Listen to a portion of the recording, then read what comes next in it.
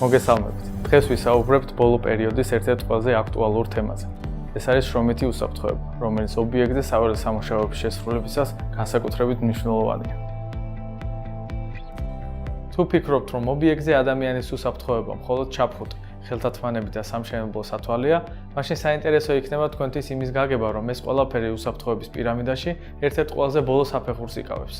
სამშენებლო სამუშაოების უსაფრთხოებისთვის ერთგვარი პირამიდა გამოიყენება, რომელიც 5 ეტაპისგან შედგება.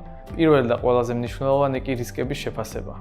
მეორე ეტაპი რისკების შემცირებაა, რომელიც საინჟინრო პროექტის შექმნისას ან სამონტაჟო სამუშაოების დაწყებამდე ხორციელდება. ამაზე ბაუმერის პროფესიონალი უსაფრთხოების მენეჯერების ზრუნავენ. მესამე ეტაპი საველე პირობების მოწესრიგებაა, რაც მუშა პერსონალის იზოლირებას გულისხმობს სარისკო ზონებიდან. მეოთხე ეტაპი პერსონალური დამცავი აღჭურვილობაა, რაც მოიცავს ზემოთ ნახსენებ ჩაფხუტს, სათვალეს, სპეცფეხსაცმელს და სხვა დამცავ საშუალებებს. და ბოლოს, მოვედით მეხუთე ეტაპზე, ადმინისტრაციული კონტროლი. ჩვენი თანამშრომლები უშუალოდ ადგილზე ახორციელებენ უსაფრთხოების ნორმებისა და აღჭურვილობის გამოყენების კონტროლს.